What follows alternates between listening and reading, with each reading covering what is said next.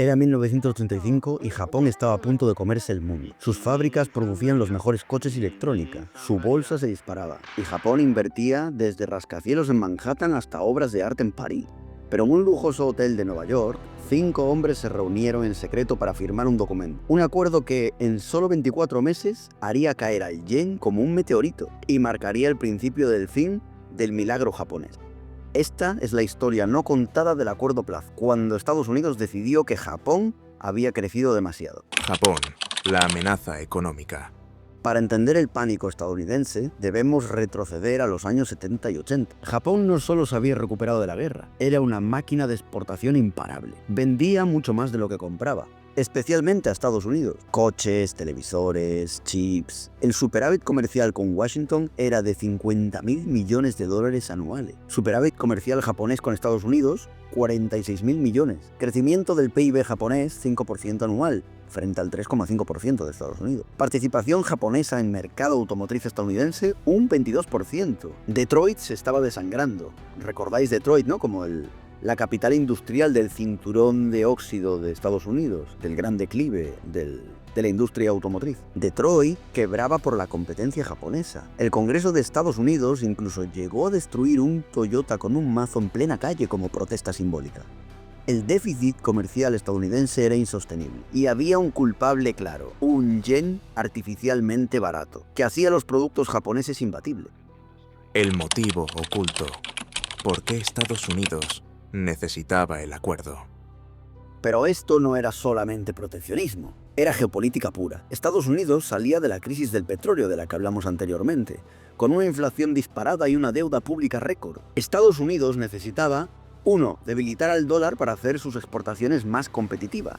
2. Frenar la fuga de industrias hacia Japón. 3. Recaudar más impuestos de un yen fuerte, ya que las empresas japonesas en Estados Unidos pagarían más en dólares. El secretario del Tesoro, James Baker, usó una táctica maestra. Amenazó a Japón con aranceles del 100% sobre sus coches y electrónicas si no lo firmaban. ¿Os suena esto de algo, verdad? Japón, dependiente militarmente de Estados Unidos, no podía decir que no. La reunión secreta, 22 de septiembre de 1985. En el Hotel Plaza de Manhattan se reunieron los 5 grandes de aquel momento, a saber, Estados Unidos, Reino Unido, Francia, por supuesto Japón y Alemania Occidental. Allí se reunieron para firmar el pacto y los puntos clave serían esto. Como objetivo oficial, ajustar los desequilibrios comerciales. Intervención coordinada para devaluar el dólar un 30-50% frente al yen y el marco alemán. Y el compromiso japonés de subir los tipos de interés y estimular la demanda interna. En pocas palabras, Japón aceptó que su moneda se apreciara drásticamente encareciendo sus exportaciones. Efectos inmediatos. El yen se dispara. El efecto fue brutal. En 24 meses, el yen se apreció un 50%. Un Toyota que costaba $10.000 ahora costaba $15.000 para los estadounidenses. Las exportaciones japonesas se hundieron. Pero aquí viene la paradoja. Japón reaccionó con 2 medidas letales. 1. Bajó los tipos de interés al 0,5% para intentar reactivar su economía. Y 2. Inyectó liquidez masiva al mercado. Esto es, imprimir billetes. El resultado, una burbuja financiera épica. Acciones y propiedades se multiplicaron por 10. En 1939 el valor del Palacio Imperial de Tokio equivalía a todo el estado de California en valor. La burbuja estaba lista para estallar. ¿Sabotaje económico o error japonés?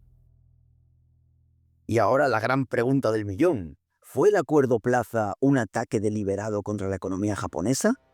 Los datos son escalofriantes. A favor de la teoría del sabotaje, Estados Unidos ganó competitividad, Japón entró en 3 décadas perdidas de estancamiento. Podemos citar al ex negociador de Estados Unidos, de Ronald Reagan, Clyde Prestowitz. El objetivo era frenar a Japón. Logramos que su PIB pasara del 89% del estadounidense en 1991 al 73% en el 2000. El argumento en contra sería que Japón erró en su respuesta, creando una burbuja y una mala regulación. Y en cuanto a la teoría del error japonés, también podemos citar a Ben Bernanke, expresidente de la Fed. Japón pudo evitar la crisis con mejor regulación bancaria. Su error fue mantener las tasas bajas demasiado tiempo. Pero un documento del Banco de Japón desclasificado en 2015 reveló que sabían que la apreciación del yen sería devastadora, pero firmaron por presión política. El Nobel Paul Krugman lo llamó un ejemplo de cómo no hacer política económica internacional. Lección para hoy: China y la guerra comercial. Hoy, el fantasma del Acuerdo Plaza resurge con China. Estados Unidos acusa al yuan de estar subvaluado, igual que en los 80 con Japón. Pero China aprendió de la lección japonesa. Nunca aceptará una revaluación masiva. Por eso diversifica sus reservas, impulsa el consumo interno y evita depender de Occidente. El Plaza Accord nos enseñó que en la guerra económica las monedas son armas, y los acuerdos, a veces, son trampas diplomáticas. Ahora solo cabe preguntarse, ¿fue Japón víctima de un ataque económico por parte de Estados Unidos o simplemente una mala gestión de su propio éxito? ¿Podría pasarle lo mismo a China? Déjamelo en comentarios, te leo y te respondo. Suscríbete si quieres saber de más acuerdos firmados en despachos privados o en hoteles en Estados Unidos y nos vemos en el próximo.